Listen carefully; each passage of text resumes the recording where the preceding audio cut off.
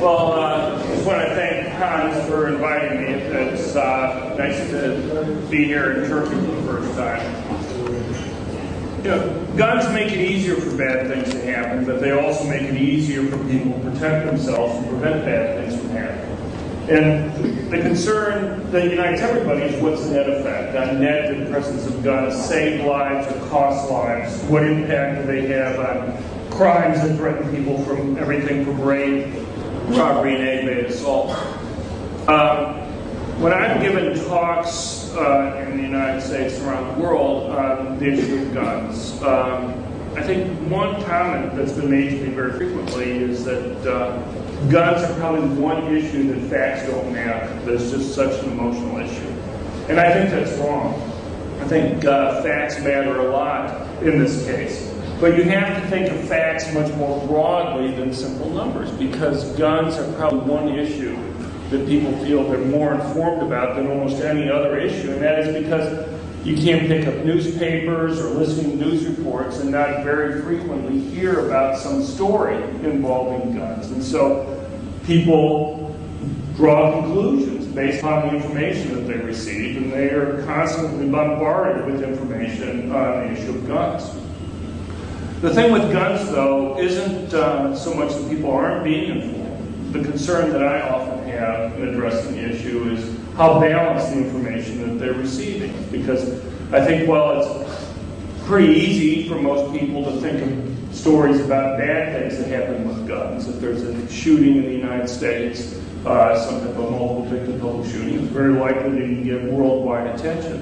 But it's probably relatively hard for most people to think of the times that people use guns to go and stop attacks. I'm going to concentrate a lot on the issue of the United States right now, because, but I'll talk about some other countries too. But I think one of the reasons for doing it is the United States is often held up as kind of a poster child that people point to for information about the costs and benefits of guns. It's kind of one extreme case in terms of gun ownership rates, though if you look around the world, someplace like Switzerland, for example, probably has a gun ownership rate that's about 20% higher than the United States. You have countries like Finland and Norway, which have gun ownership rates not appreciably different than what you have in the United States. And there are some other countries in the world. Israel, for example, probably has a gun possession rate that's the highest in the world. With regard to the United States, I think a lot of people have at least a rough idea of some of the numbers involving crime and other bad things that happen with guns. In recent years, you're probably talking about someplace between 9,000 and 10,000 murders that are committed each year with guns. There's something between about 650 and about 700 actual gun deaths that occur each year. If you look at crimes that are committed generally with guns, there's about 250,000 gun crimes that are reported to police. If you look at surveys done by the Justice Department of the United States, you'll find that they indicate that about 450,000 times a year you have gun crimes committed. The reason why we rely on surveys is that a lot of crimes simply aren't reported to police. You look at something like rape, for example, probably about half of rapes are reported to police. You look at something like larceny, which are involving things like stealing tape decks from an unattended car, you're talking about maybe only about 7%, maybe 8% of those crimes are reported to police. So we often rely on surveys to at least try to get a rough idea of how frequently those crimes occur. So while I think a lot of people may have some general idea of the harms committed with guns, my guess is they're a lot less familiar with the benefits that occur for that. So, for example, if you look at similar surveys in the United States of defensive gun uses, surveys indicate that people use guns defensively something around 2 million times a year. So that's about 4 to 5 times more frequently that people use guns to stop crime than to commit them. But if you were to go and ask most people what the ratio would be, they'd probably think, if anything, it's even more lopsided in the other direction in terms of the ratio of crimes committed with guns to crime stopped. And I think a lot of that has to just do with the media coverage of the guns. So, you look at media coverage generally. one thing that I tried to do a few years ago was to go and look at the television news reports in the United States and the top 100 newspapers.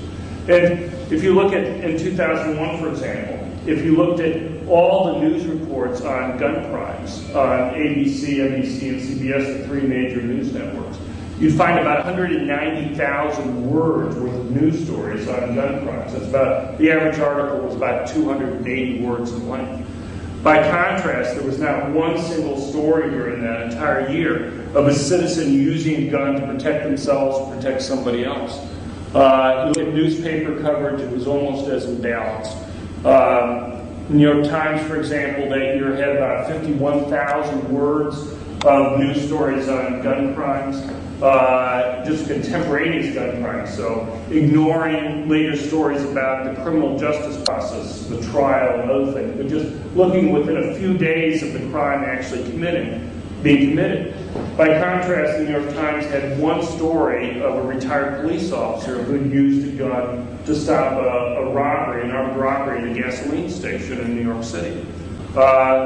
In fact, of the top three largest newspapers in the United States, USA Today, the Wall Street Journal, and the New York Times, that was the single defense of gun use that was reported.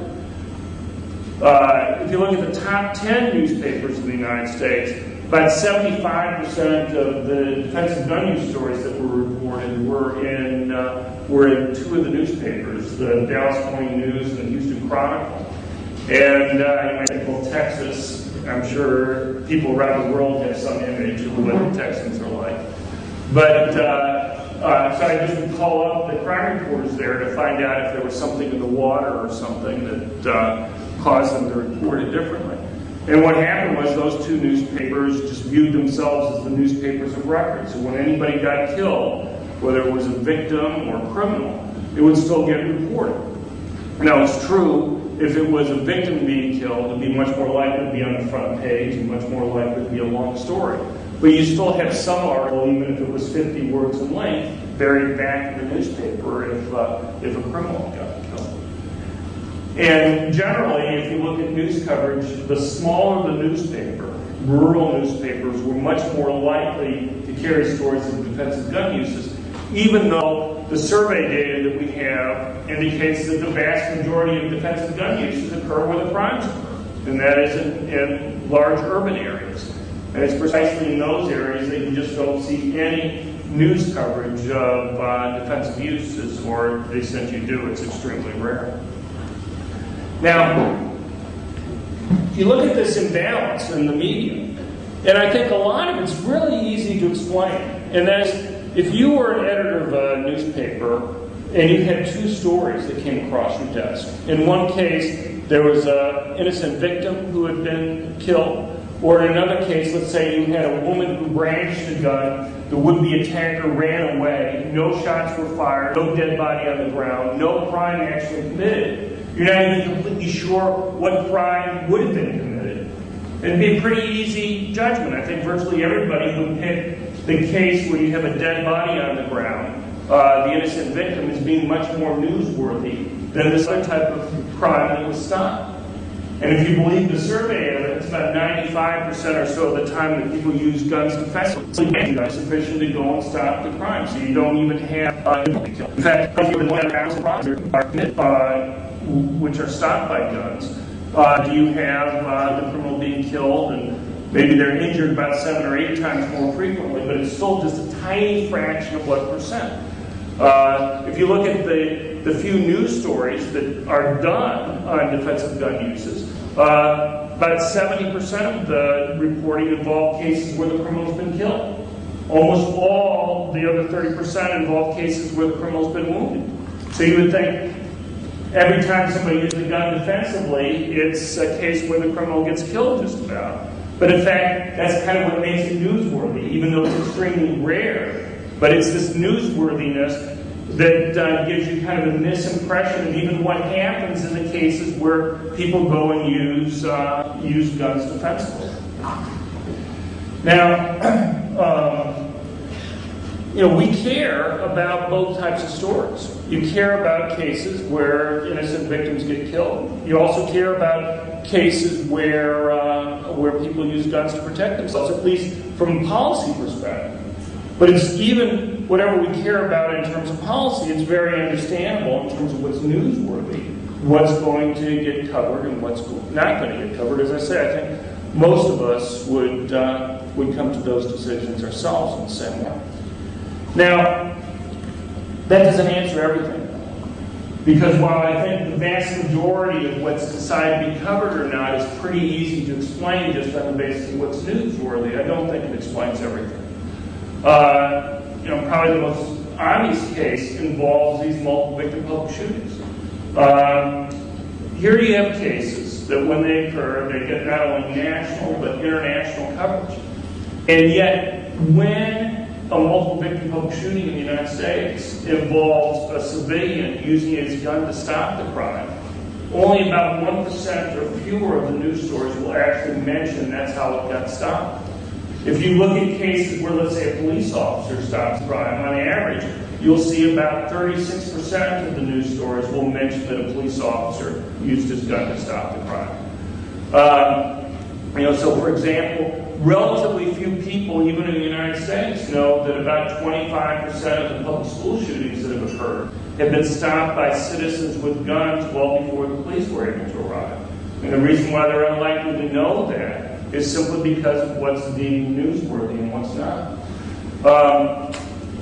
So for example, if you take the first of the public school shootings that took place in October, early October 1997, in which 2 students were killed at Pearl, Mississippi High School. There was an assistant principal there at the school, Joel Myrick, who was a former Marine. He had a permit to carry a concealed handgun. And he would regularly carry his permit concealed handgun with him on the school campus. Up until the end of 1995, when the Federal Safe School Zone Act was passed in the United States, banning guns within 1,000 feet of a school unless a state specifically passed legislation exempting permit holders to be able to do that. Anyway, when the attack occurred that day, he had been a good law-abiding citizen, locked his gun in his car, parked the car more than a quarter of a mile off school property. He had to run a half mile, literally, to go and get his gun, a half mile back. And yet he was still able to go and stop the attacker and hold him at point-blank range for about 5.5 minutes before the police were able to arrive. The killer there was in the process of leaving the school there to go across down the street to the junior high and continue his attack there when he was stopped. But if you go and do what's called a nexus search, anybody who's a lawyer here might be familiar with this, and that is a computerized database of news stories. What you'll find is that in the month after that attack, about 687 separate news stories, not counting wire services that get reprinted over and over again. You'll find that of those 687 stories, only 19 mention the assistant principal in any way. Only 13 of the 19 mentioned the assistant principal had something to do with stopping the attack. And only 10 of the 13 mentioned the assistant principal used his gun to stop the attack. Of those 10, 8 of those were in local newspapers near where the attack had occurred. 2 of them were in national media. One was on ABC. The over-the-night news broadcast for Insomniacs was at 4 a.m. It had a sentence on it. And the next day, CNN had about a sentence that they mentioned on their early prime at 3 o'clock in the afternoon. And you see similar types of things, attacks in Edinburgh, Pennsylvania, Santee, California, Paducah, Kentucky. Other cases where civilians use their guns to go and stop these attacks. You regularly see only about 1% of the news stories mention this. I'll give you another example. About 5 years ago now, there was an attack at the Appalachian Law School in Virginia. There were 3 people killed in the attack. There are 2 students there who, when they heard the shots, ran to their cars, got their pistols from their cars, came back. Their cars were parked off the school property because of they had faced expulsion. if they had the guns on school property and they caught with them.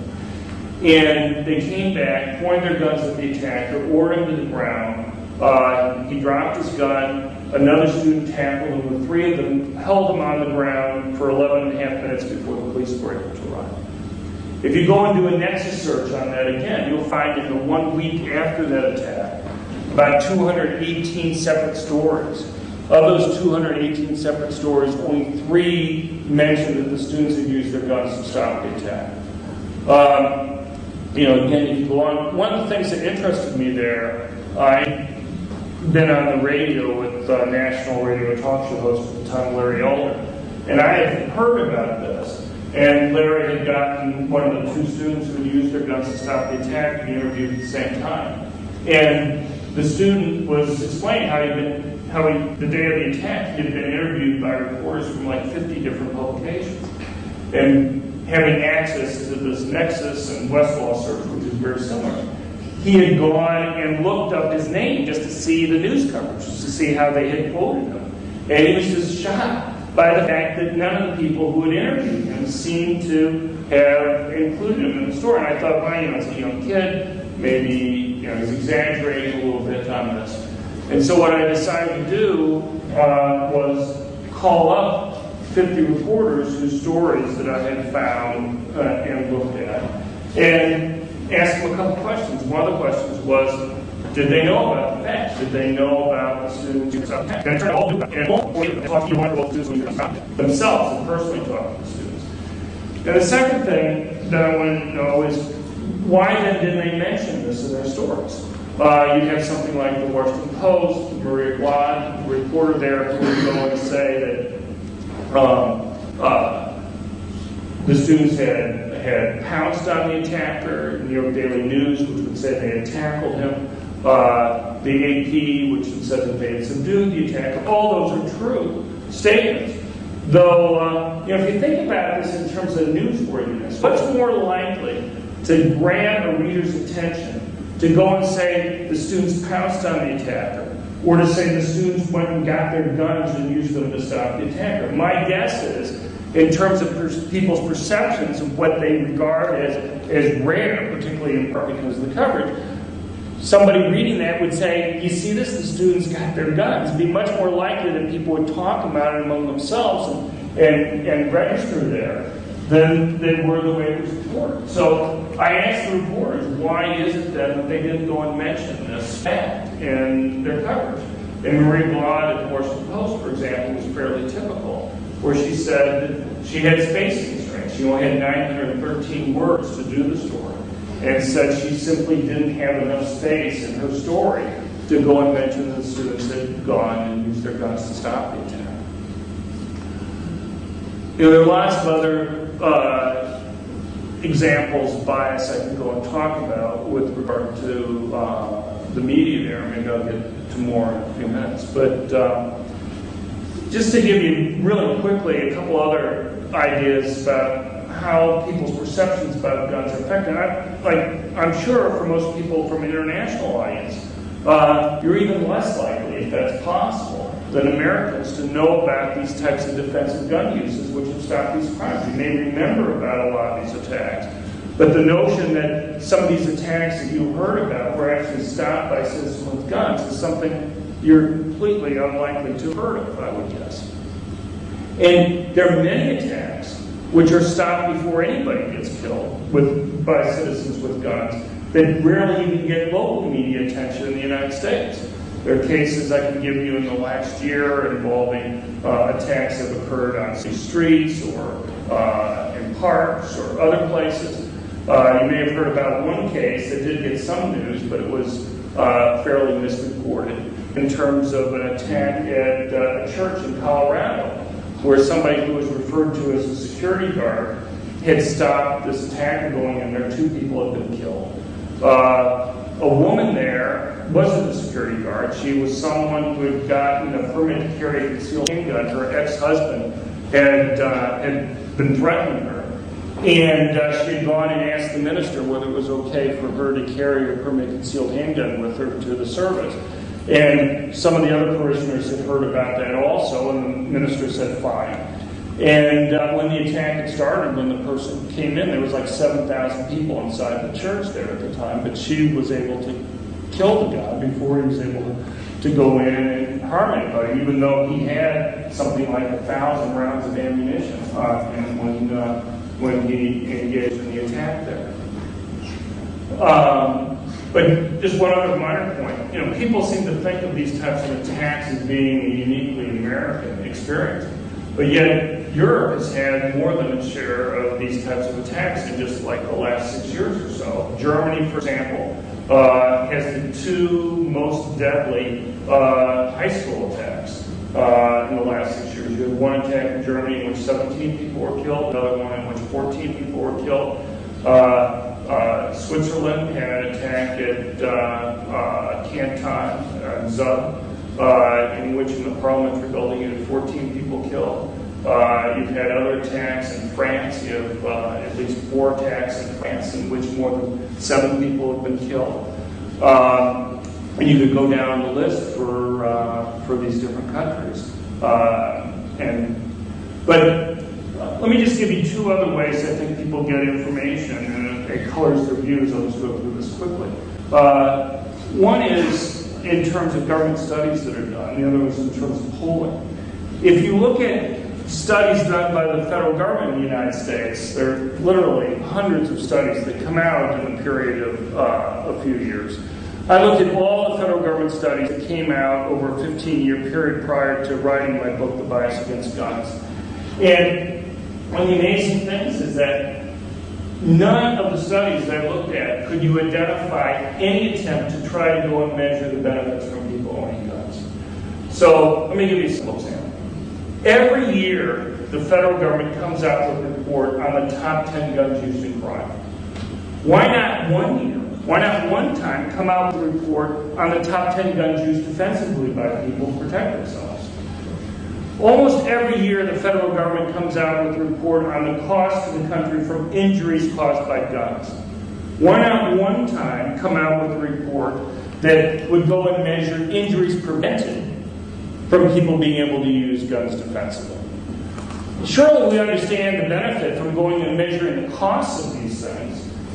It's relevant for going and deciding what type of legislation presidents are going to sign, or Congresses are going to pass, or state legislatures are going to enact.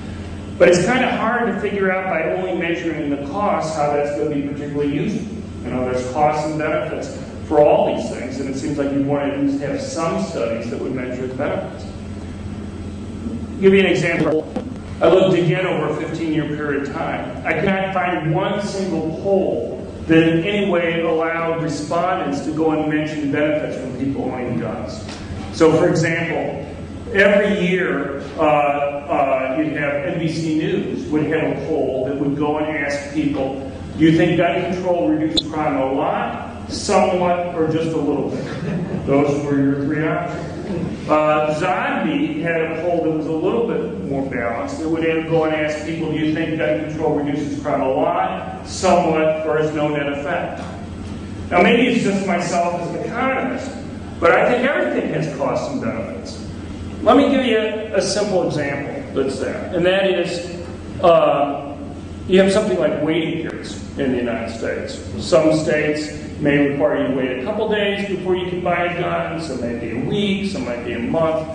And it's pretty obvious what the possible benefits are there. Somebody may have second thoughts between when they think about getting a gun and they would have committed the crime. You make them wait a few days, maybe they'll change their mind and decide not to do it. That's surely a possible benefit that you'd want to take into account. But on the other hand, there can be real costs from having those types of restrictions. A woman may be threatened or stalked, may face serious dangers, and making her go and wait a few days may be the difference between whether or not she's going to be able to go and defend herself or not. So you have both costs and benefits there. It's not obvious before you go and study what the net effect is going to be. But in fact, if you look at all the academic research that's been done on that issue, there's not one single academic study that I know of by either criminologists or economists that find that waiting periods are associated with reductions in any type of violent crime. There are a number of studies that find that waiting periods are associated with small increases, maybe about 2 or 3%, in terms of rape rates. Let me give you another example. It's probably more controversial, and that is with regard to these multiple victim public shootings that we were talking about before. I'm an academic. It's not something I take lightly about the having done so far. I understand this. I can't write this here because I assume no making justice. So it's invested in you for this and about guard control. It's like because it turns out that it's like the laws is visual. You may end up having something like that. I mean, let's say someone was really you or your family was stalking you. Would you feel safer putting a sign in front of your house that said this home is a gun-free zone? Would that make you feel a lot safer? In my guess, most people would think that's probably not the wisest use of your time. That there are probably other things that you should do with your time. There's no answer. There's no problem. If I'm the case that rather than criminal, you may actually make more likely to be a crime. And one thing I talked about is that all people choose the United States involve more people killed in one contact. And as they all occur, we're crazy soldiers in it. Everywhere, citizens and guns. And you choose in malls. The three malls in Omaha, West Salt Lake. Omaha has 8 major malls in this city. 2 of them have signs up that ban permitted concealed handguns from being taken in there. One of those was where the attack occurred. Similar type of phenomenon in Salt Lake, similar type of case in Kansas City.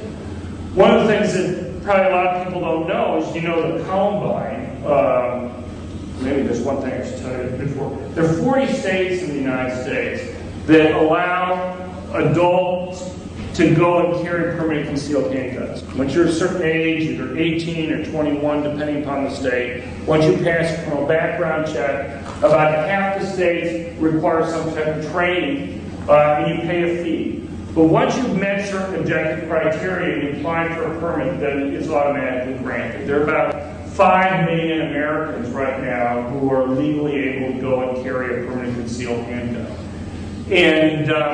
And for most of the area in most of these 40 states, they're able to do it. There are another 8 states which are more restrictive. It's much harder to get a permit, but you can still do it. And there are only 2 states in the United States, Illinois and Wisconsin, that ban citizens from being able to carry permanent concealed handguns. So, the interesting thing is how Bill Landis, I'll mention this. Bill Landis at the University of Chicago and I looked at all the multiple victim public shootings in the United States from 1977 through 1999. And what we found is that the normal type of things that affect crime generally don't affect these multiple victim public shootings. Higher arrest rates, higher conviction rates, longer prison sentences, the death penalty. They may affect murder rates generally, but they don't affect multiple victim public shootings. And we think that there's a pretty simple explanation for that. And that is, about 75% of the time, people go and commit these crimes, they die at the scene. They're either killed by somebody else who brings a gun in, or they commit suicide. In fact, in interviews of the 25% who live, it appears as virtually all of those expected to commit suicide, but just weren't able to go and make themselves commit suicide. There's also a third area I'll just briefly mention. It's called police-assisted suicide, where a lot of these killers themselves can't bring themselves to kill themselves, and so what they do is they put the police in a situation where the police have to kill them. That's kind of gray areas to know how to classify some of these things. But the point is that these people go into these attacks with the notion that they're going to die. And so the thing with law enforcement generally is that it imposes penalties on the people after the fact. And so the fact that you might have the death penalty or longer prison sentences or more likely prison sentences for these people, why it may stop murders generally, for these guys it's largely irrelevant because they're not expecting to be around after the attack occurs. We also looked at 13 different types of gun control. And the only one that we were able to find that had any impact on the rate at which these types of attacks occurred were the passage of these right-to-carry laws. When states passed these laws, there was about a 60% drop in the rate at which multiple victim public shootings occurred. And to the extent to which these attacks still occurred, they overwhelmingly took place in the areas where the permanent concealed handguns weren't allowed. You know, it's pretty understandable why these types of attacks get the coverage that they do. Because of the research that I've done, I've gotten to know a couple dozen people who have been present at these attacks. And the feelings of utter helplessness that these people feel when these attacks occur is just overwhelming. One woman who I've gotten to know pretty well, her name is Susanna Hupp. She was president of the Luby's Cafeteria attack in '93, in which, up until the Virginia Tech attack, was the most deadly multiple victim shooting attack in the United States. She's a very attractive woman. She had an ex-boyfriend which was giving her a lot of trouble. And she had talked to a friend of hers who was a district attorney in the United States about what she should do. And the district attorney said, go and get a gun and carry it with you. And that was illegal. I mean, it was illegal for her to do that. But she followed his advice as a friend that she trusted. And so for about a half year, she would regularly carry her permanently concealed handgun around with her. But she just felt bad breaking the law. And so what happened was one morning she went target practice shooting, had a gun in her purse, and was walking into Luby's Cafeteria restaurant in Killeen, Texas. And she remembered to herself her promise about breaking the law that was there. And so she went back to her car, put her permanently concealed handgun in the car and locked it away, and then went back to the restaurant to go and join her parents. And 10 minutes later, this crazy guy comes barreling through the plate glass windows of the restaurant in his pickup truck, gets out and starts shooting at people. She could see her car through the broken plate glass windows. But anybody who was trying to run out of the restaurant at the time was being killed by the attack. And the only reason she lived was she played dead. But her father, trying to stop the attack when the killer's back was turned, picked up a butter knife, tried to charge the guy, got within 10 feet, the killer turned around and shot him. Her mom, she tried to hold her mom still, but her mom lost control, ran over, cradled her dying husband there. The killer came over and shot her point blank in the head. Susanna could see all this, but obviously she couldn't stop it because her gun was locked in her car. And I hear these type of stories all the time, so I understand the desire, and the newsworthiness that these attacks get. But you just will not find news stories mentioning that these attacks, time after time, are occurring in these places where guns are banned. And it's just not true in the United States. You look at the attacks in Europe, even Switzerland. The attacks that have occurred have taken place, one in a parliament building, where recently, after 1999, they banned people or had some restrictions on where you can carry concealed handguns in Switzerland. And in other places, you see similar types of restrictions. And my guess is a lot of the debate would be different if even once in a while they would go and mention, oh, and by the way, there's been another attack that's occurred in places where permanent concealed handguns aren't allowed. Because at some point, I think we begin to register on people that there's some common factor that's occurring. One other issue, I can talk about the permanent concealed handguns and multiple victim public shootings for a while. I'll mention one other thing before I go on, and that is it's interesting when you read the diaries or notes that are left behind by killers in these cases, how much they're driven by the publicity.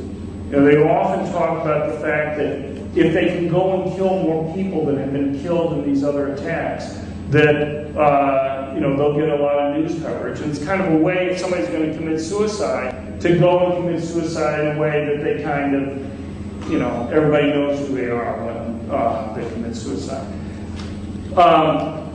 It's also interesting how cognizant these people are about whether or not permanent concealed handguns are allowed in different areas. One thing that probably most of you don't know, I'm sure even obviously people from outside the United States have heard about the Columbine school attack that occurred in '99. And you know probably a lot of things about, but probably a couple of things you don't know. One is that Dylan Klebold, one of the attackers there, was writing his state legislators regularly, apparently, lobbying against the concealed handgun bill that was going through the state legislature. And the one thing that upset him in particular was the state law at that time would have allowed permanent concealed handguns on school property.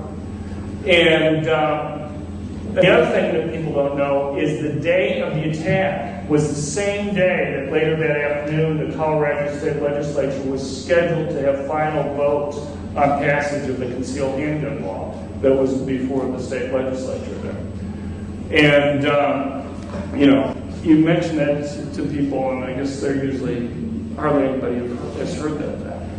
Now let me give you one other area that I think has had a big impact on gun ownership, and that is the perception that there's real risk of people having guns in the home. In fact, there's been a big push for some restrictions on guns in Switzerland, in part because of this. I don't know the Switzerland data as well. But there's been that same type of debate in the United States.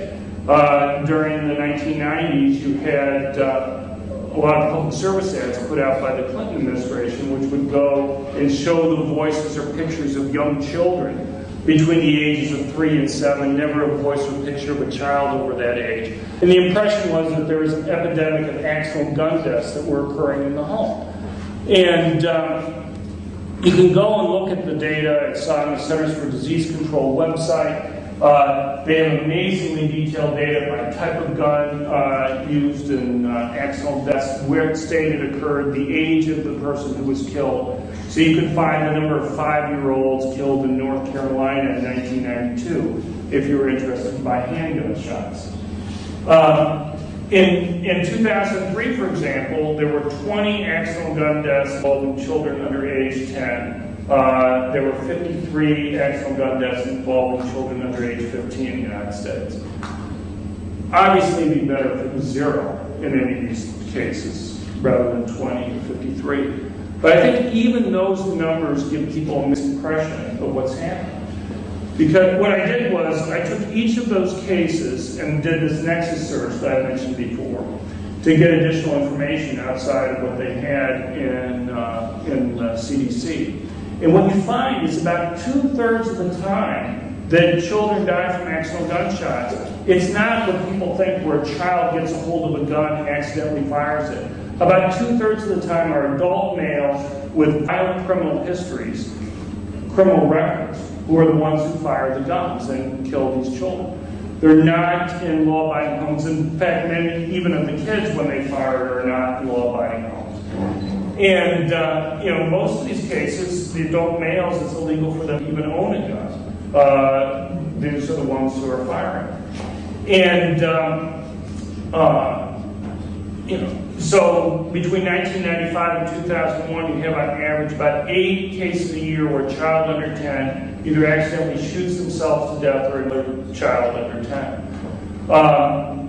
You know, just by way of comparison, you have on average about 36 children under the age of 5 who drown in 5-gallon plastic water buckets in the United States. Now, 5-gallon plastic water buckets is a particularly dangerous type of water bucket because they tend to be relatively narrower at the top. You have many more gallons, you're going to have a wider thing. And if it's narrow, if a child falls in, a toddler, it may be harder for them to extricate themselves. But it's heavy enough that it's not going to tip over if a child falls into it. But you can look at things like children dying in bathtubs. You have about 95 children a year under age 5 who drown in bathtubs in the United States. And all sorts of things. So I guess I would just argue with 40 million kids under age 10, it's pretty hard to think of almost any other item that's in American homes where you have as high of an accidental death rate as you have with guns, or low of an accidental death rate as you have with guns. But that's not people's perceptions, and I think a lot of it, again, has to do with media coverage. I often get calls from the media when states are thinking about passing laws that require people to lock up their guns. Okay. And I'll finish in 2 minutes. And what I've started to do is to go and ask reporters some questions when they call me. So one of the questions is, why do they think that these incredibly rare events get the news coverage that they do? And usually the response that I get is, well, because it's so rare. That man bites dog is much more of a news story than dog bites man. And I tell them, I don't really find that very convincing in this case, because I can give them lots of very rare, very gruesome ways that kids died that are as rare, slightly less rare, slightly more rare than accidental gun deaths. But the second question I ask them is, well, if that's true, what do you think the impression is that people who watch these news stories come away with? Do they come away with the impression that this was covered because it's such an incredibly rare event? Or do they come away with the impression that this represents a real threat to children's safety? And my guess is the most of them that I've asked that to concede that it's the latter case, that in fact people are scared and not owning guns because they're convinced that there's an epidemic of accidental gun deaths that are occurring and it represents a real threat to kids' safety. I can go on and give you more information on that, but let me just summarize with a couple things. And that is, police are extremely important in stopping crime. My research indicates to me that police are probably the single most important factor for stopping crime. But I think one of the things the police understand themselves is that they virtually always arrive on the crime scene after the crime occurred. And that raises an important question. What do you advise someone to do when they're having to confront a criminal by themselves? And it simply turns out that passive behavior is actually fairly risky. By far the safest course of action for people to take when they're confronted by a criminal is to have a gun. And it's particularly true for people who are relatively weaker physically. Women and the elderly benefit much more from having a gun when they're attacked by a criminal than men do. Simply because there's such a large strength differential that exists between a male criminal attacker and a female victim. The other thing I just point out in summary is that there are basically two groups of people who benefit the most. One is people who are relatively weak physically. But the other group are basically people who are most likely to be victims of crime. And that, in the United States, tend to be poor blacks who live in high-crime urban areas. The fact two of the most vulnerable groups in society are would benefit the most from having guns to be able to go and protect themselves. Anyway, I appreciate your time, and tomorrow I'll be happy to answer any other questions.